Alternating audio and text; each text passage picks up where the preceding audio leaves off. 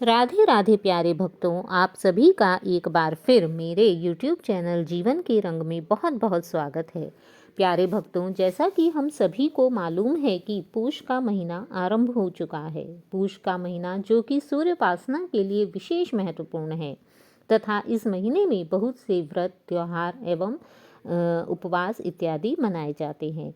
उसी स्थिति में कृष्ण पक्ष की चतुर्थी, जिसे हम गणेश संकष्टी चतुर्थी या अखुरत चतुर्थी भी कहते हैं, इस दिन भी भगवान श्री गणेश के निमित्त व्रत एवं पूजा करने का विशेष विधान है। तो आइए आज हम जानते हैं अखुरत चतुर्थी का व्रत कब किया जाएगा, इस व्रत को करने का क्या महत्व है, इसकी क्या कथा है, इसका शुभ मुहूर्त क्या है तथा इस व्रत को करने वाले व्रती व्यक्ति को क्या लाभ होता है।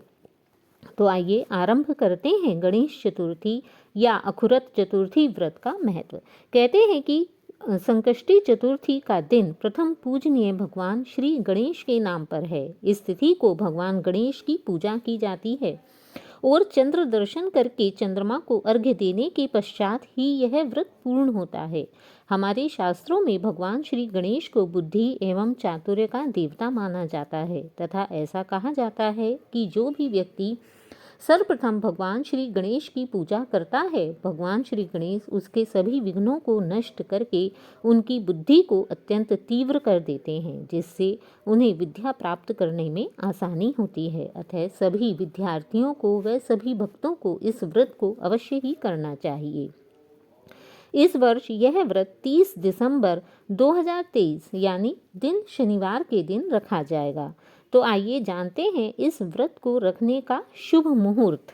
अखुरत संकुष्टी चतुर्थी का व्रत 30 दिसंबर दिन शनिवार को रखा जाएगा, क्योंकि चतुर्थी तिथि का आरंभ 30 दिसंबर 2023 में शनिवार की सुबह 9:43 से आरंभ हो रहा है तथा इसका समापन 31 दिसंबर 2023 के दिन रविवार सुबह 11:55 पर होगा तथा इस व्रत में चंद्रमा को अर्घ्य दिया जाता है। चंद्रोदय का समय 30 दिसंबर 2023 दिन शनिवार रात्रि को 8:36 पर होगा।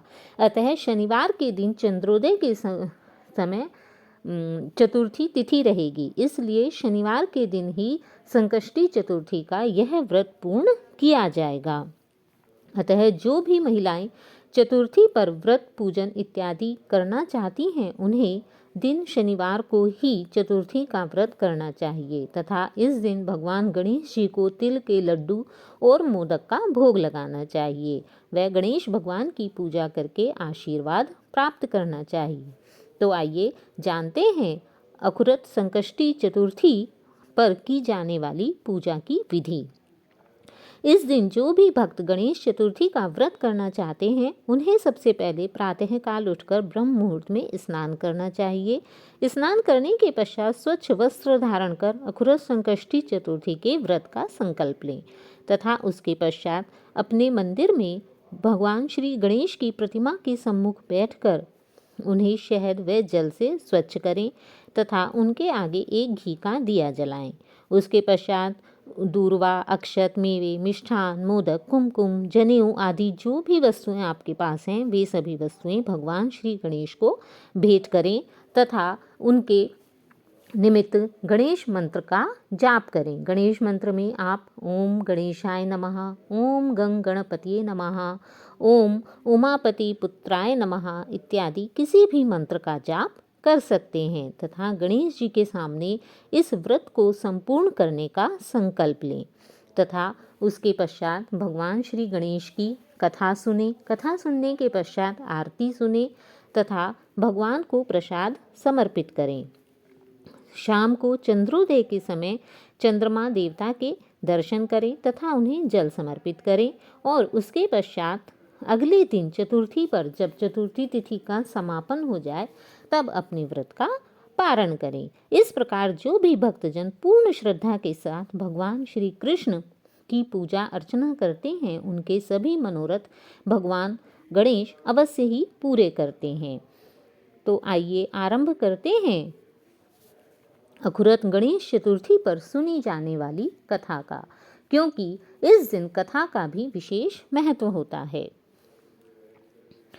पौष मास में संकष्टी चतुर्थी का व्रत कर रहे भक्तों को अपने दोनों हाथों में पुष्प लेकर श्री गणेश भगवान का ध्यान एवं पूजा करने के पश्चात यह कथा अवश्य ही सुननी चाहिए। इस व्रत की कथा के अनुसार एक समय रावण ने स्वर्ग के सभी देवताओं को जीत लिया तथा वह संध्या करते हुए बाली को पीछे से जाकर पकड़ने लगा तथा बाली की संध्या वंदन इत्यादि के कार्यों में रावण ने विघ्न उपस्थित करना चाहा। इस प्रकार वानर राज बाली को रावण पर बहुत क्रोध आया और उन्होंने पूजा करते समय अपनी पूजा में विघ्न उपस्थित न हो इसलिए रावण को अपनी बगल अर्थात कांख में दबा लिया और उसे लेकर किष्किंधा नगरी ले आए तथा इसी प्रकार 6 महीने तक रावण को अपनी कौख में दबाकर घूमते रहे। इसके पश्चात बाली ने रावण को अपने पुत्र अंगद को खेलने के लिए एक खिलौने के रूप में दे दिया। अंगद रावण को खिलौना समझकर रस्सी से बांधकर इधर उधर घुमाता था। इससे रावण को बहुत कष्ट और दुख होता था। एक दिन रावण ने दुखी मन से अपने पितामह पुलत्स्य जी को याद किया। रावण की यह दशा देखकर पुलत्स्य जी ने विचार किया कि रावण की ऐसी दशा क्यों हो गई है। तब उन्होंने मन ही मन सोचा कि रावण को अत्यधिक अभिमान हो गया था। अभिमान हो जाने पर तो देव मनुष्य असुर सबकी यही गति होती है।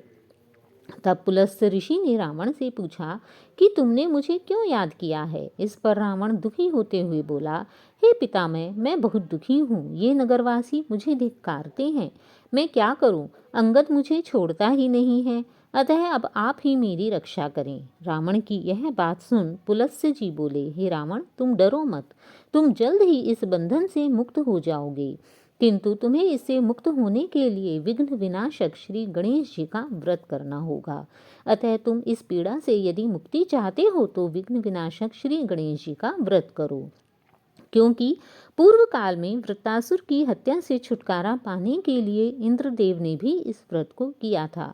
अतः तुम भी यदि इस व्रत को करोगे तो अवश्य ही इस पीड़ा से मुक्त हो जाओगे। तब अपने पिता की आज्ञा अनुसार रावण ने भक्ति पूर्वक इस व्रत को किया और बंधन रहित होकर अपने राज्य को पुनः प्राप्त किया।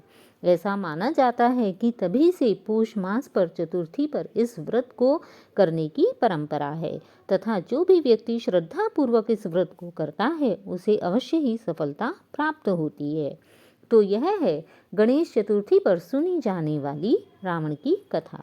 आइए अब जानते हैं इस व्रत को करने वाले व्यक्ति को क्या लाभ होते हैं। अकुरत चतुर्थी के दिन व्रत उपवास रखने तथा श्री गणेश जी का सच्चे मन से पूजन करने से जीवन के सभी तरह के संकट दूर हो जाते हैं।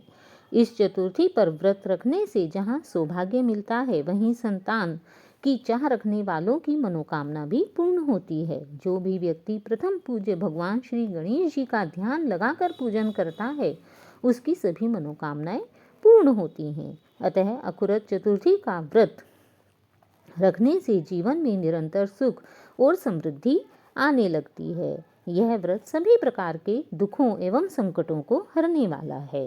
तो सभी व्यक्तियों को अपनी सामर्थ्य के अनुसार यह व्रत अवश्य ही करना चाहिए। आइए अब जानते हैं इस व्रत के दिन चंद्रोदय कब होगा। चंद्रोदय का समय 30 दिसंबर दिन शनिवार रात 8:36 पर है। अतः जब भी आप इस व्रत का पर जल दें शाम को तो 8:36 के पश्चात आप चंद्रमा भगवान को जल दें और फलाहार करें। आप सभी के कष्ट भगवान श्री गणेश अवश्य ही दूर करेंगे। जय गणपति भगवान। तो आपको मेरी यह वीडियो कैसी लगी? यदि आपको यह वीडियो अच्छी लगी हो तो प्लीज़ इसे लाइक कीजिए, चैनल को सब्सक्राइब कीजिए। जय श्री कृष्ण। राधे राधे।